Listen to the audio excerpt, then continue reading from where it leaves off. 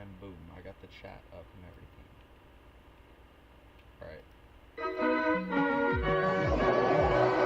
Dr. Nowhere's Office of Wonders presents the Oddity Compendium, a beginner's anomaly education program. Welcome to the Oddity Compendium.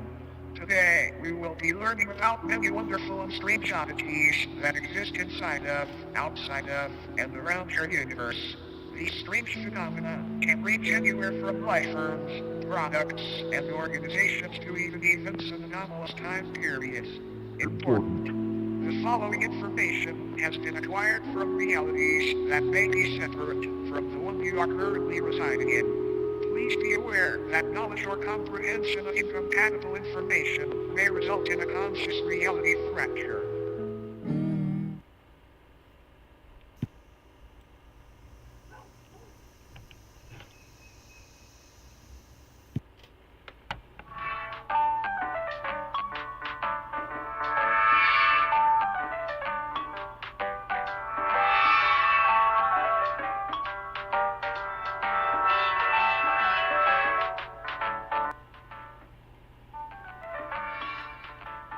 Very loud.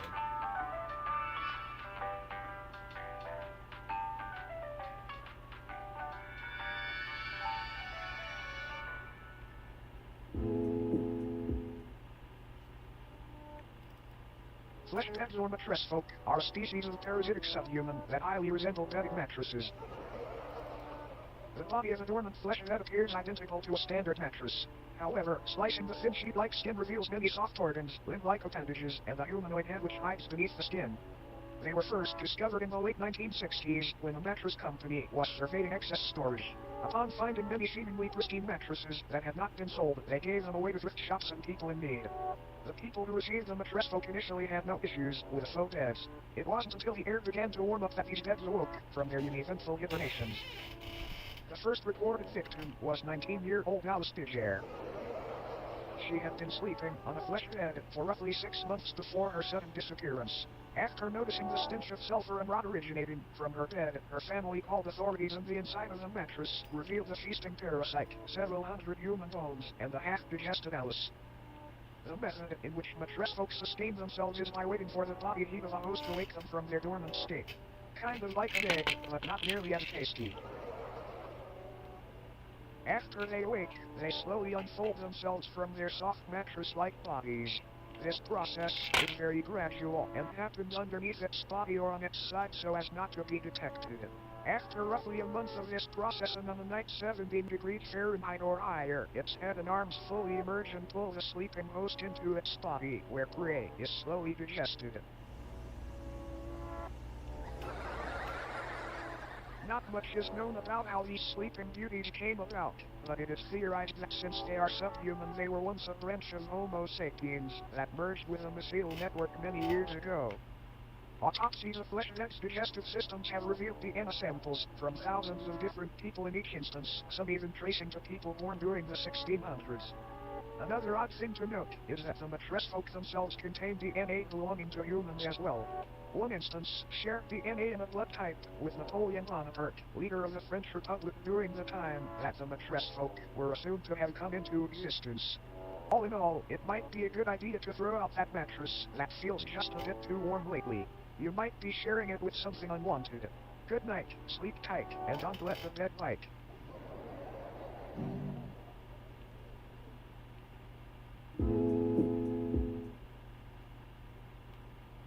The headless macrocosm is a sub-reality nearly identical to Earth's save, for the fact instead of humans, pale headless corpses remain in their stead. These corpses, though technically dead, do weakly breathe through the holes in their necks.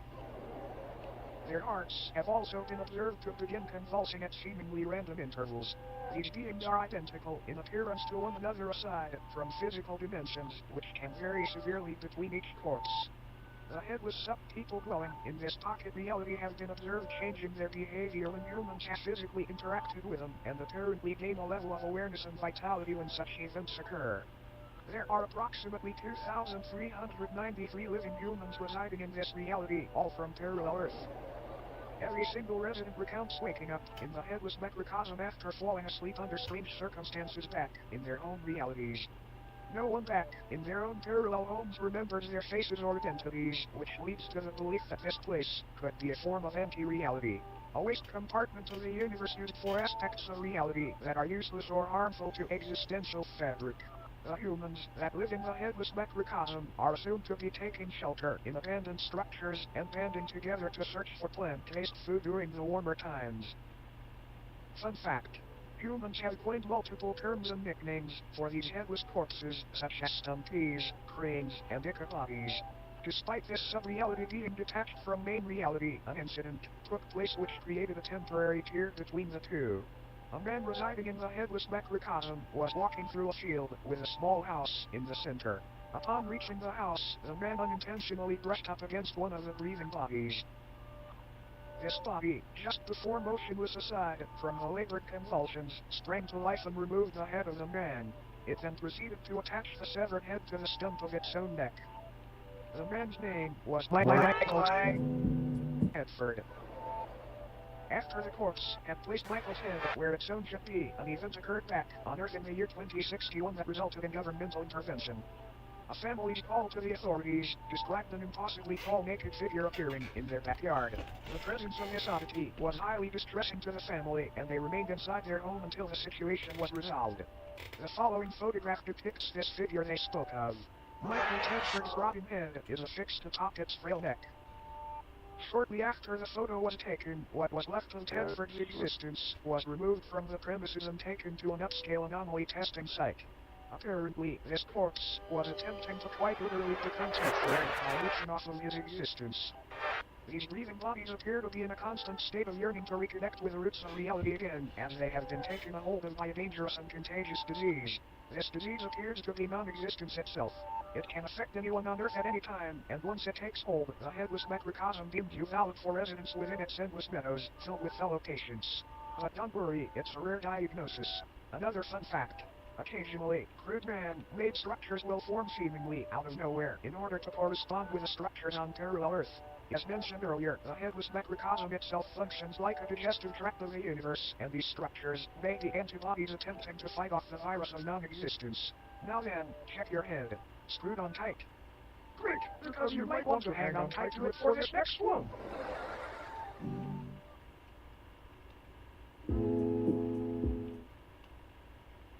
The obelisks of enlightenment are a collective of monolithic beings that are currently residing in different remote locations across the world. Also known as the Fathers of True North, they appear in groups of 1 to 8 and stand anywhere from 10 to 150 feet tall. Each obelisk is levitated just barely above the ground and facing geodetic north.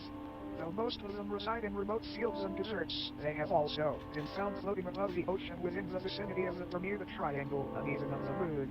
They are moving just ever so slightly and progress approximately 2 inches forward a year. These obelisks are enlightened in the infinitely vast secrets of the universe and are constantly vocalizing the excess information as a means of waste to counteract the overwhelming intake of knowledge. Though currently enclosed and monitored by government entities, many people have wandered into these locations prior claiming to be following the sound of angelic singing. This alluring hum emanating from these obelisks induces a massive increase in general intelligence in subjects listening. Folklore often refers to the frequency as the song of the divine contour. Each obelisk's biological elements are unraveled thousands of feet into the sky to make a metaphysical connection from Earth to the universe. It is assumed this is a form of knowledge worship, an attempt to make a mortal sacrifice for an immortal honor. Fun fact. These organs are confirmed to be those of the humans and other biological matter that were absorbed after enlightenment. Upon perceiving the words spoken by the obelisks or entering into close proximity with them, the human brain either spontaneously expands and combusts or receives an ability to comprehend the sacred information. Talk about being open-minded. Whenever a subject is able to comprehend this knowledge, they are biologically absorbed into the obelisk, becoming wholly unified with the being. It is not entirely understood how these anomalies were brought into existence, but they seem to be tears in the fabric of reality akin to black holes. Many speculate that these rifts were opened by ancient giants who were dissatisfied with a lack of Earth's knowledge. Many unnaturally large humanoid skeletons have been found underground adjacent to obelisk sites, further supporting this idea. When the obelisks made their debut on Earth, they aided in the construction of the pyramids of Giza by bestowing digestible levels of sacred knowledge onto Egyptian pharaoh Khufu after he was lured into the desert by their beckoning hordes. This knowledge would help Khufu rationalize a possible blueprint and method for building these grand tombs, and they were made into the shapes of pyramids as a tribute to the divine structures. All in all, these obelisks may seem malevolent, but it's important to remember that no physical pain could ever outweigh the agony of infinite knowledge.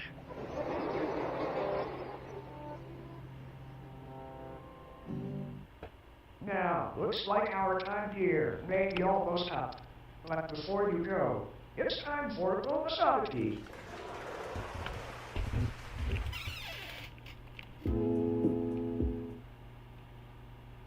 This is Philbus. It is not known where Philbus comes from or why he is here, but there have been a number of people who, after consuming media depicting Philbus, have felt the overwhelming compulsion to practice Philbism. Philbism is a political and somewhat religious ideology which centers around the belief that building/consuming chairs and other wooden furniture is honoring Philbus' great sacrifice. It is not clear what this sacrifice is or what it refers to. Attributes and practices of Philbism include learning to build chairs, learning to properly digest chairs, promoting/discussing chair consumption on obscure internet forums, praising the fictional political candidate known as Philbus, who is said to advocate for making furniture consumption a socially accepted and widespread practice. There are so many wonderful things about Philbism. Consume the body of Philbus and become one with many others today. It's a great decision.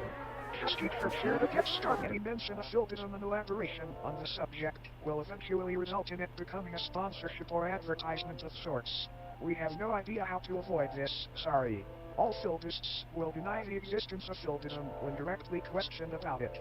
This video was not in any way sponsored by Philbism. This is for educational purposes only. Philbism does not even exist. You can stand up for Philbism certification here. Consume the body of Philbus today. How would you look at the clock? It's just about time for us to part ways. A brief cleansing process will now commence. This purely auditory procedure will ensure you do not come away from this with any ailments from beyond contract during your viewing experience. Please close your eyes and do not open them until told to do so.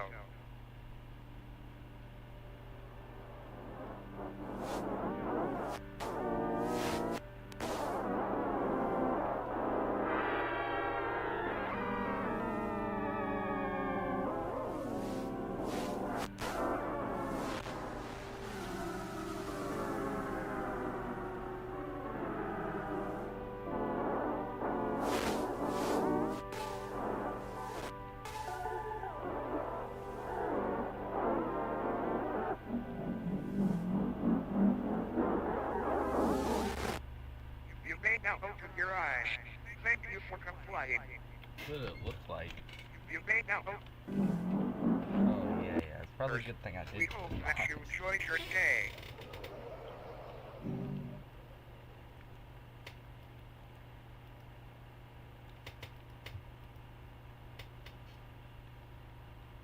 I'm a rust.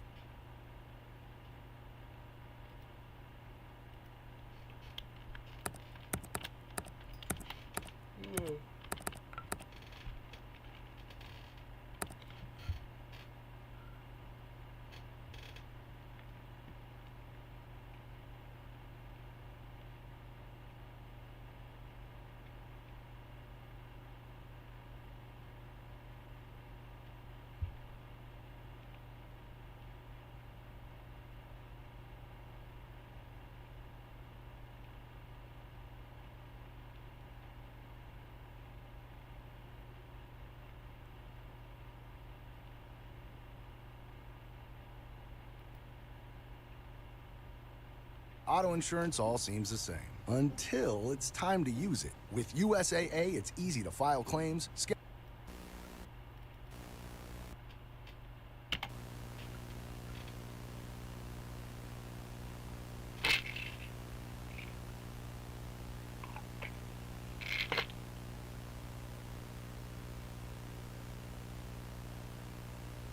I am afraid. Have we made a mistake? I've gone over the scenario in my head, over and over. What if the signal goes beyond what we know? Far beyond our estimations. Continually traveling the endless abyss. Forever. We knew about the possibility of it happening. We took the necessary precautions. But still, it is a non-zero chance. We would be inviting things that could bend our reality. Things beyond our comprehension. A single reply. There's a reason only one world answered. The others... silent. They are hiding. They are afraid of what lies at the edge of the abyss. My God. What have we done?